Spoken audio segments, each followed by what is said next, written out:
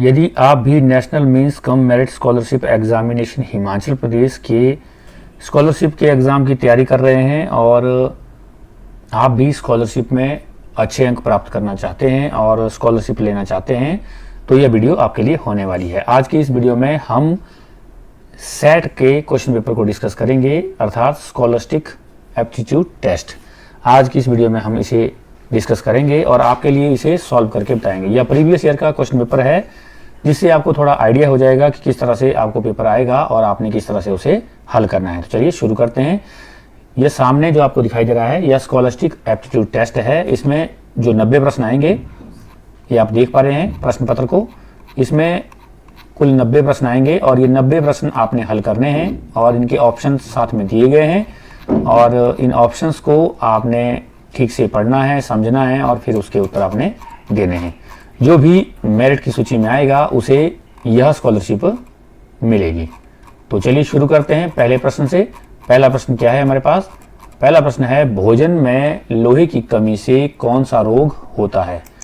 तो यहाँ पे 4 ऑप्शन दिए गए हैं। पहला है अरक्तता, दूसरा है घेंगा, तीसरा है ऑस्टियोपोरोसिस और चौथा है रंग अंधता। तो इसका जो सही उत्तर हो जाएगा वो हो जाएगा पहला ऑप्शन, जो है अरक्तता। दूसरा प्रश्न है, मानव आहार नाल के कौन से भाग में मल का निर्माण होता है?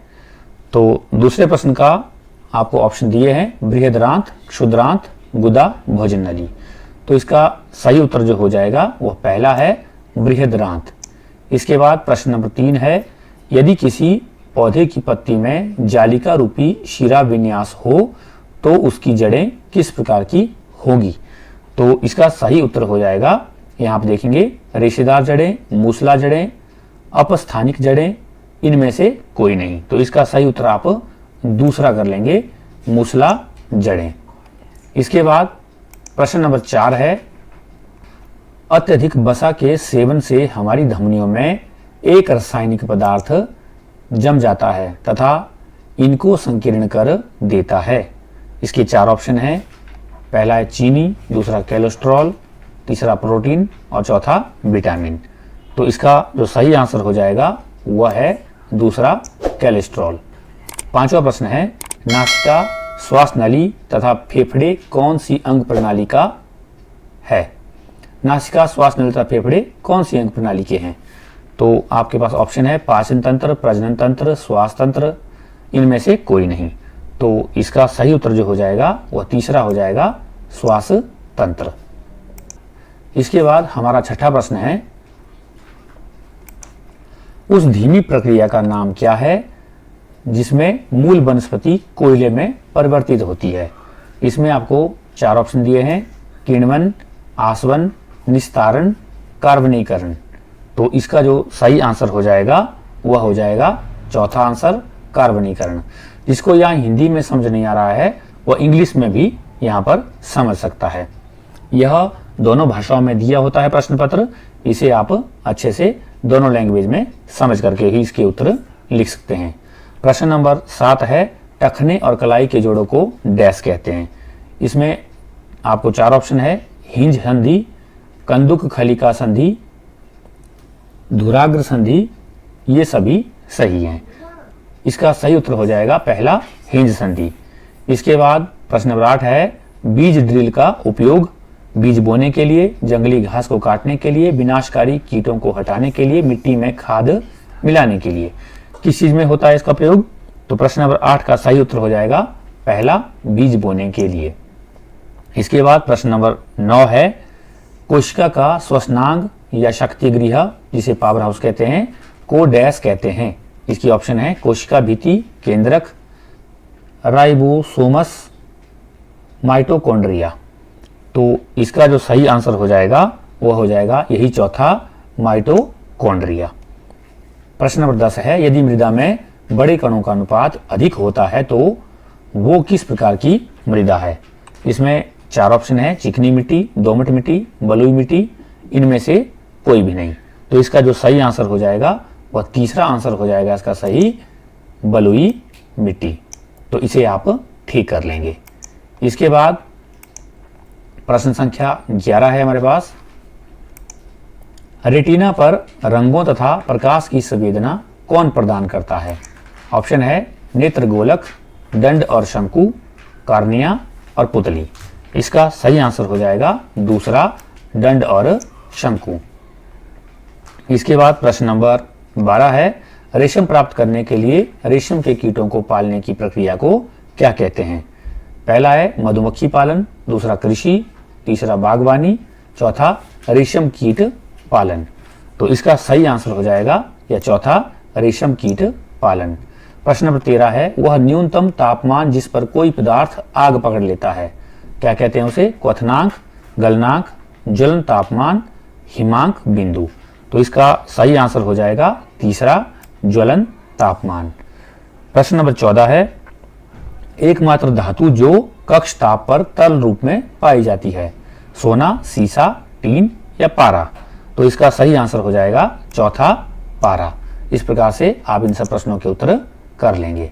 इसके बाद हमारे पास प्रश्न नंबर 15 है, नीले थोथे का रासायनिक नाम क्या है? यहाँ पे 1, 2, 3, 4 आपको ऑप्शन दिए हैं और इनमें से जो सही आंसर होगा वह होगा पहला, CuSO4। यह नीले थोथे का रासायनिक नाम है। प्रश्न नंबर 16 है, धातुओं को तारों के रूप में परिवर्तित करने को डैश कहते हैं? प्रवाहक तत्व, तन्यता, आघात वर्धनीयता, सजावट।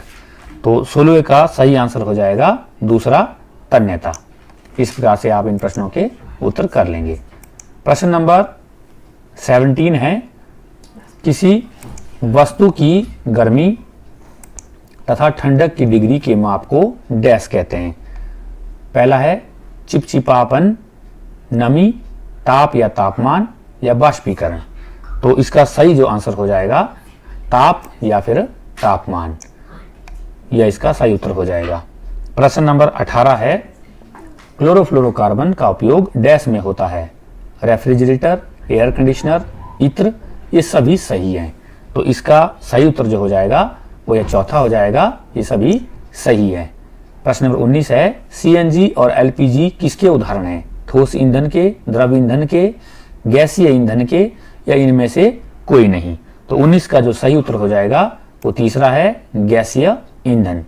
इसके बाद प्रश्न नंबर 20 है, क्षार खट्टा और मजबूत स्वाद है, स्पर्श करने पर साबुन सा लगता है, रासायनिक जलन या त्वचा में जलन पैदा कर सकता है, चौथा नीले लिटमस को लाल करता है। तो प्रश्न नंबर 20 का जो सही आंसर हो जाएगा वो दूसरा हो जाएगा, स्पर्श करने पर साबुन सा लगता है। इसके बाद प्रश्न नंबर 21 है, चक्रवात में हवा की गति को मापने वाले यंत्र को डैश कहते हैं? तो इसका 4 ऑप्शन है, एनीमोमीटर, बैरोमीटर, थर्मामीटर या एमीटर। तो इसका सही उत्तर जो हो जाएगा पहला हो जाएगा, यह है एनीमोमीटर। इसके बाद प्रश्न नंबर 22 है, सल्फ्यूरस अम्ल का रासायनिक सूत्र क्या है? तो पहला है H2SO4, दूसरा है SO2, तीसरा है SO3 और चौथा है H2SO3। तो इसका सही उत्तर जो हो जाएगा या चौथा ऑप्शन हो जाएगा, यह होगा H2SO3। इस प्रकार से आप इन प्रश्नों के उत्तर भी कर लेंगे। आगे देखिए, प्रश्न नंबर 23 है, ध्वनि की प्रबलता या तीक्ष्णता का मात्रक क्या है? तो ऑप्शन है आपके पास डेसिबल, हेटर्स, पास्कल या ओहम। तो इसका जो सही उत्तर हो जाएगा वह है पहला, डेसिबल। इसके बाद प्रश्न नंबर 24 है, मुक्त पतन का औसत त्वरण क्या है? तो नीचे आपको 4 ऑप्शन दी गई है, 8.5 मिली सेकेंड स्क्वायर, इसी तरह से बाकी ऑप्शन भी दी गई है, 8 मीटर पर सेकेंड स्क्वायर, 9.8 मीटर पर सेकेंड स्क्वायर, 28 मीटर पर सेकेंड स्क्वायर। ये 4 ऑप्शन दी गई है। इसका जो सही आंसर हो जाएगा वह होगा तीसरा आंसर, यह है 9.8 मीटर पर सेकेंड स्क्वायर। इसके बाद प्रश्न नंबर 25 है, मानव में ध्वनि का श्रव्यता परिसर क्या है? तो यहाँ पर आपको नीचे 4 ऑप्शन दिए है, 20 हर्ट्ज से 2000 हर्ट्ज, 20 हर्ट्ज से 20,000 हर्ट्ज, 500 हर्ट्ज से 5000 हर्ट्ज या 200 हर्ट्ज से 20,000 हर्ट्ज। तो इसका जो सही आंसर हो जाएगा और दूसरा आंसर हो जाएगा 20 हर्ट्ज से 20,000 हर्ट्ज, अर्थात श्रव्यता परिसर इसका इतना है। इसके बाद प्रश्न नंबर 26 है, ऐसी गति जो निश्चित समय अंतराल के पश्चात दोहराती है को क्या कहते हैं। इसके 4 ऑप्शन दिए गए हैं, सीधी रेखा में गति, दोलन गति, सामयिक गति, ये सभी सही हैं। तो प्रश्न नंबर 6 का तीसरा ऑप्शन ठीक हो जाएगा, सामयिक गति। तो इस ऑप्शन को आप ठीक कर लेंगे। इसके बाद प्रश्न नंबर 27 है, विद्युत घंटी डैश चुंबक का उदाहरण है। पहला ऑप्शन है चुंबक की पट्टी, बेलनाकार चुंबक, घोड़े की नाल का चुंबक या विद्युत चुंबक। तो इसका जो सही आंसर हो जाएगा वह ये लास्ट वाला हो जाएगा, क्या है, विद्युत चुंबक। प्रश्न नंबर 28 है, 2 किलोमीटर प्रति घंटा का मान डैश के बराबर है। तो पहला ऑप्शन है 5/9 मिली सेकेंड, दूसरा है 4/9 मिली सेकेंड, तीसरा है 13/9 मिली सेकेंड और चौथा है 7/9 मिली सेकेंड। तो घंटे का मान क्या होगा। तो 28 का जो सही आंसर होगा वो पहला होगा 5/9 मिली सेकेंड। इस प्रकार से आप इन प्रश्नों के उत्तर कर लेंगे। प्रश्न नंबर 29 है, ध्वनि की गुणवत्ता को और क्या कहते हैं। तो इसमें भी 4 ऑप्शन दिए हैं, पिच या स्वरमान, गूंज, आवाज की ऊंचाई या लय। तो इसका जो सही आंसर हो जाएगा यह हो जाएगा लास्ट वाला, लय। इसके बाद प्रश्न नंबर 30 है, ग्रहण का वह प्रकार जिसमें पृथ्वी, सूर्य तथा चंद्रमा के बीच में है तथा अपना प्रतिबिंब चंद्रमा पर डालती है, वह प्रकार क्या है। एन्युलर ग्रहण, चंद्र ग्रहण, सूर्य ग्रहण या पूर्ण ग्रहण। तो इसका जो सही आंसर हो जाएगा वह है दूसरा, चंद्र ग्रहण। प्रश्न नंबर 31 है, बहुमुखी परावर्तन पर आधारित यंत्र जिसमें विभिन्न डिजाइन बनाए जाते हैं। 4 ऑप्शन है, पेरिस्कोप, दूरबीन, बहुरूपदर्शक, सूक्ष्मदर्शी। इसका जो सही उत्तर हो जाएगा वह तीसरा हो जाएगा, बहुरूपदर्शक। प्रश्न नंबर 32 है, स्वतंत्रता पूर्वक लटकाने पर छड़ चुंबक सदैव किस दिशा में आकर रुकता है। इसके 4 ऑप्शन है, उत्तर दक्षिण, दक्षिण पश्चिम, पूर्व पश्चिम या उत्तर पूर्व। तो इसका सही आंसर जो हो जाएगा वह होगा उत्तर दक्षिण। इसके बाद प्रश्न नंबर 33 है, वह पदार्थ जो विद्युत धारा को संपूर्ण रूप से अपने से होकर प्रवाहित होने देते हैं उसे क्या कहते हैं। तो इसका 4 ऑप्शन है, विद्युत चालक, विद्युत रोधक, विद्युत संवाहक या इनमें से कोई भी नहीं। तो इसका जो सही आंसर हो जाएगा विद्युत चालक। प्रश्न नंबर 34 है हमारे पास, हमारे सौरमंडल में किस ग्रह को लाल ग्रह के रूप में भी जाना जाता है। तो है शुक्र, पृथ्वी, शनि या मंगल। तो इसका जो सही उत्तर हो जाएगा वह है चौथा ऑप्शन, मंगल। 35वां प्रश्न है, परिवर्तित कोण कितना होगा यदि आपतित किरण परावर्तित सतह के लंबवत होती है। 10 डिग्री का, 0 डिग्री का, 180 डिग्री का या 45 डिग्री का। तो इसका सही आंसर हो जाएगा दूसरा, 0 डिग्री का। यदि परिवर्तित कोण आपतित किरण परावर्तित सतह के लंबवत होगी तो वह 0 डिग्री का कोण बन जाएगा। इसके बाद प्रश्न नंबर 36 है, 8 की पावर 3 है, 8 की पावर 2 है और गुना 8 की पावर -5 का मूल्यांकन ज्ञात कीजिए। इसके 4 ऑप्शन है, 1, 0, 8 या इनमें से कोई भी नहीं। तो इसका जो सही उत्तर हो जाएगा, इसका सही उत्तर होगा 1। इसके बाद प्रश्न नंबर 37 है, 0.09 को प्रतिशत में बदलिए। तो इसमें 4 ऑप्शन दिए हैं, तो इनमें से जो सही ऑप्शन हो जाएगा इसका यह होगा तीसरा, 9%। इस प्रकार से आप इन प्रश्नों के उत्तर कर लेंगे। इसके बाद प्रश्न नंबर 38 है, वर्ग की सभी भुजाओं तथा घन के सभी किनारों का अनुपात क्या होगा। 1:2, 3:2, 1:3 या 4:1। तो इसका जो सही आंसर हो जाएगा वह तीसरा आंसर होगा, 1:3। इस प्रकार से आप इसे कर लेंगे। प्रश्न नंबर 39 है, एक आयत जिसकी लंबाई 15 सेंटीमीटर तथा चौड़ाई 7 सेंटीमीटर है, उसका परिमाप कितना होगा। इसमें ऑप्शन दी है 22 सेंटीमीटर, 44 सेंटीमीटर, 25 सेंटीमीटर या 34 सेंटीमीटर। तो इसका जो सही आंसर होगा वह दूसरा आंसर हो जाएगा 44 सेंटीमीटर। प्रश्न नंबर 40 है, सबसे छोटी संख्या कौन सी होगी जिसमें 12, 15, 20 तथा 54 से भाग करने पर शेषफल 8 प्राप्त होगा। तो नीचे आपको ऑप्शन दी है 504, 536, 544, 548। तो इसका जो सही आंसर हो जाएगा वह हो जाएगा लास्ट वाला 548। इसे आप यहां भाग करके भी देख सकते हैं। इसके बाद प्रश्न नंबर 41 है, 0.0081 का वर्गमूल क्या है। 4 ऑप्शन दिए है 0.09, 0.9, 0.91, 0.009। तो इसका जो सही आंसर हो जाएगा वह पहला आंसर हो जाएगा 0.09। इसके बाद प्रश्न संख्या 42 है, समीकरण 3 n-5 =-21 में n का मान ज्ञात कीजिए। 4 ऑप्शन है 3, -3, 2, -2। इसका जो सही आंसर हो जाएगा या चौथा आंसर हो जाएगा -2। इस प्रकार से आप इन्हें कर लेंगे। प्रश्न नंबर 43 है, पहली 5 पूर्ण संख्याओं का माध्य ज्ञात कीजिए। तो इसमें ऑप्शन दिए हैं 0, 2, 1.5 और 1। इसका जो सही आंसर हो जाएगा वह हो जाएगा दूसरा 2। प्रश्न नंबर 44 है, एक पासे को एक बार उछालने पर सम संख्या प्राप्त करने की प्रायिकता क्या होगी। 1/6, 2/6, 3/6, 4/6। इसका जो सही आंसर होगा यह तीसरा हो जाएगा 3/6।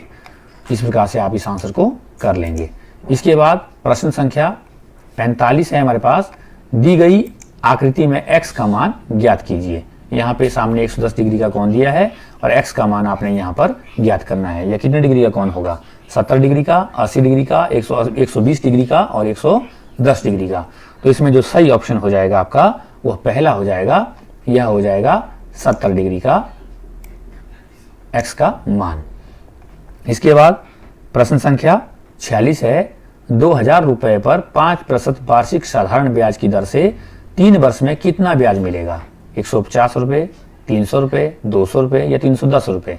तो इसका जो सही आंसर हो जाएगा यह दूसरा हो जाएगा 300 रुपए। प्रश्न संख्या 47 है, 4 लाख। प्रश्न संख्या 47 है, 40,50,000 का मानक रूप क्या है। आपके पास 4 ऑप्शन दी गई है और इन 4 ऑप्शनों में जो सही ऑप्शन होगी वो चौथी ऑप्शन होगी 4.05 गुना 10 की पावर 6। तो यह इसका सही आंसर हो जाएगा।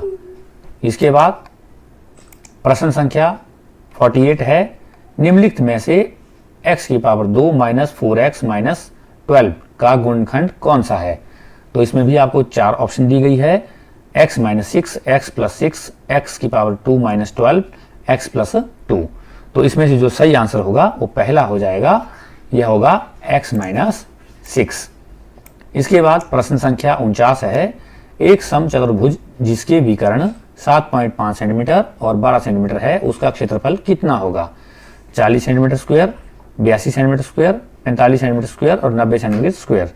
तो क्या होगा इसका, तो इसका जो सही आंसर हो जाएगा वह तीसरा हो जाएगा 45 सेंटीमीटर का स्क्वायर। इस प्रकार से आप इसे हल कर लेंगे। इसके बाद प्रश्न संख्या 49 के बाद 50 है, 14 सेंटीमीटर त्रिज्या वाले वृत्त की परिधि क्या होगी। पाई का मान y/7 यहाँ पे दिया हुआ है। तो आपने वृत्त की परिधि ज्ञात करनी है जिसकी त्रिज्या कितनी है 14 सेंटीमीटर की। तो पाई सेंटीमीटर होगी, 88 सेंटीमीटर, 44 सेंटीमीटर या 66 सेंटीमीटर।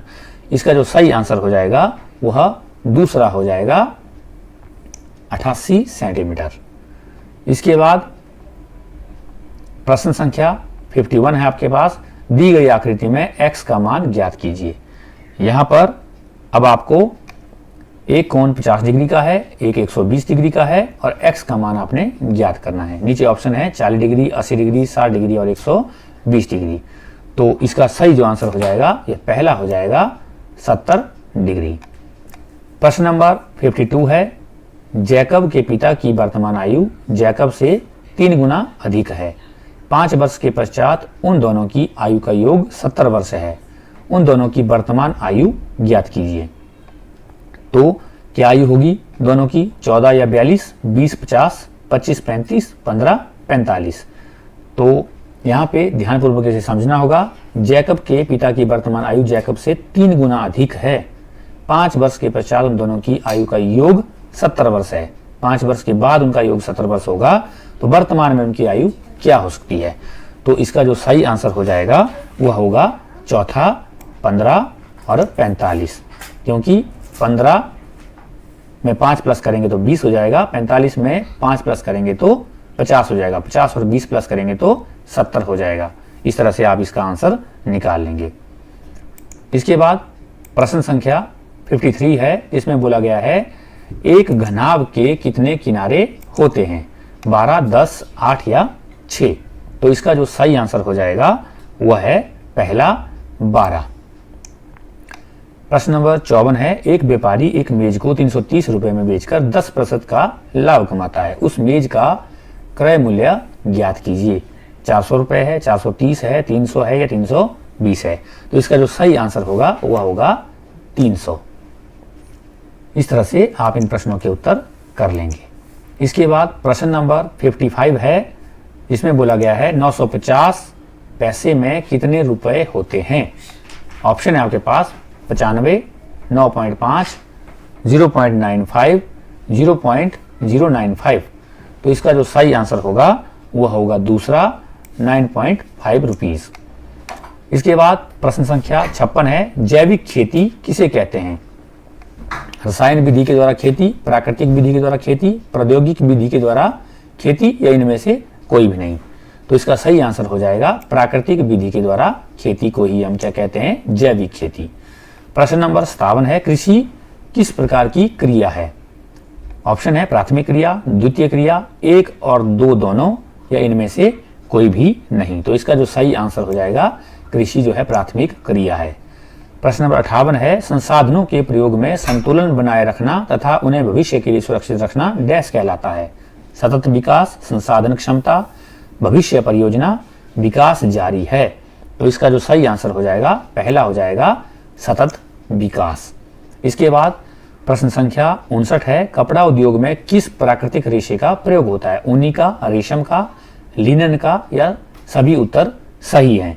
तो इसका जो सही उत्तर हो जाएगा वह है चौथा, सभी उत्तर सही है। कपड़ा उद्योग में इन सब का प्रयोग किया जाता है। इसके बाद प्रश्न संख्या 60 है, जिम कॉर्बेट राष्ट्रीय उद्यान कहाँ स्थित है? उत्तर प्रदेश में, राजस्थान में, उत्तराखंड में या मध्य प्रदेश में? तो इसका जो सही उत्तर हो जाएगा वह है उत्तराखंड में।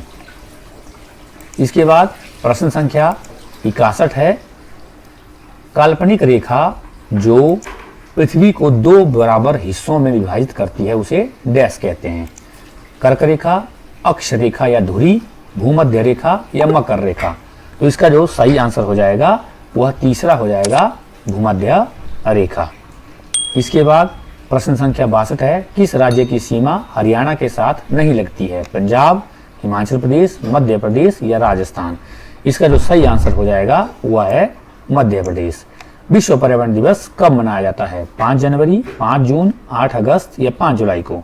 इसका सही आंसर होगा 5 जून को, जो हमने अभी अभी मनाया था। प्रश्न नंबर 64 है, विश्व का सबसे बड़ा सहारा मरुस्थल किस महाद्वीप में स्थित है? एशिया में, अफ्रीका में, यूरोप में या ऑस्ट्रेलिया में? तो इसका सही आंसर हो जाएगा अफ्रीका में।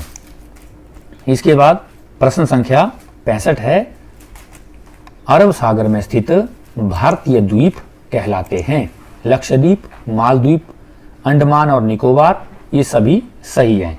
तो इसका जो सही उत्तर होगा लास्ट वाला हो जाएगा, ये सभी सही है।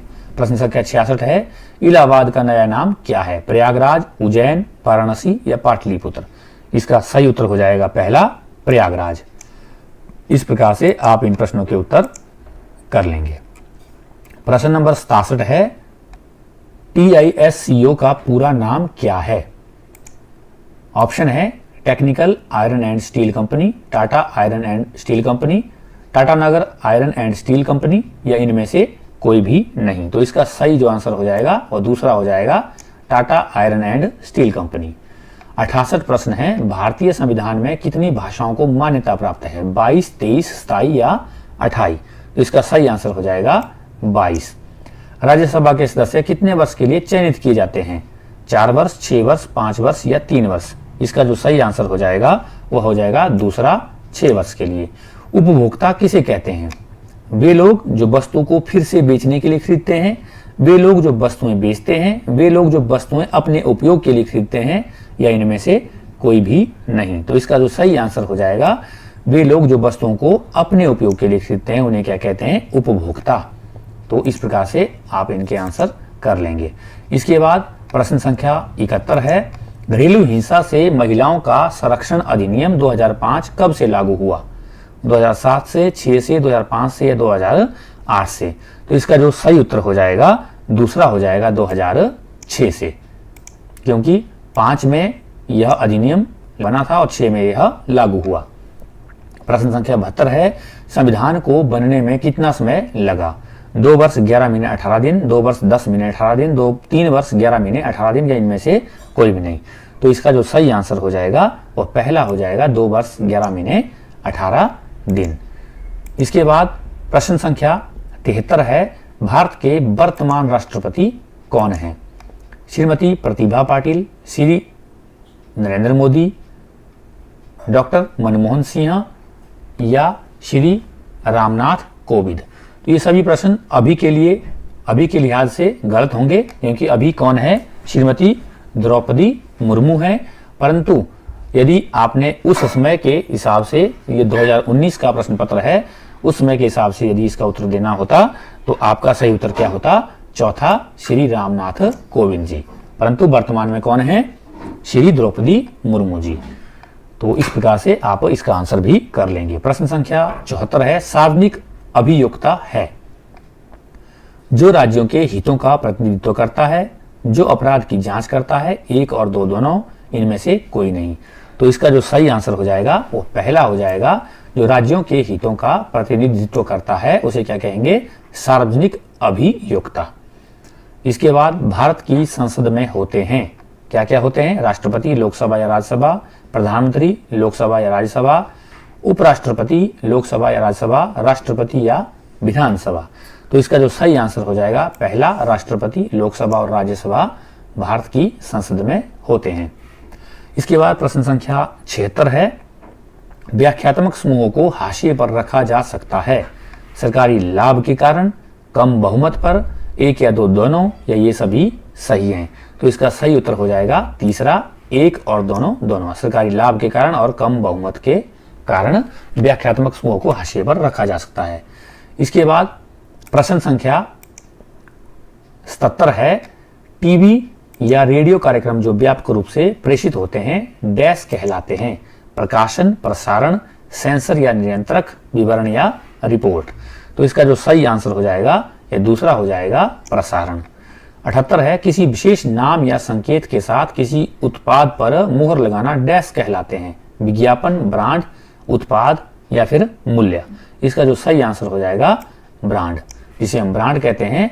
ब्रांड की मुहर लगती है किसी विशेष नाम की किसी उत्पाद पर, उसे क्या कहेंगे हम? ब्रांड। जैसे एडिडास है या फिर प्यूमा है इत्यादि, ये क्या होते हैं? ब्रांड, जिनकी मोहर लगी होती है। इसके बाद प्रश्न संख्या 79 है, सबसे प्राचीन वेद है? तो आपके पास ऑप्शन है ऋग्वेद, सामवेद, अथर्ववेद और यजुर्वेद। तो इसका जो सही आंसर हो जाएगा वह पहला हो जाएगा, ऋग्वेद। डैश ने मनसबदारी प्रथा को शुरू किया? अकबर, शेरशाह, हुमायूं या जहांगीर ने? इसका सही उत्तर हो जाएगा अकबर ने। पानीपत का प्रथम युद्ध कब लड़ा गया? 1524, 1526, 1530, 1532 में? तो इसका जो सही आंसर हो जाएगा वह दूसरा हो जाएगा, 1526 में। मुगल काल के दौरान पश्चिमी व्यापार का विक्रय केंद्र कहाँ स्थित था? हम्पी में, कलकत्ता में, सूरत में, मसूलीपट्टनम में? तो इसका जो सही आंसर हो जाएगा तीसरा हो जाएगा, सूरत में। इसके बाद अगला प्रश्न है हमारे पास, वर्ष 1756 में प्लासी का युद्ध किन के बीच में हुआ था?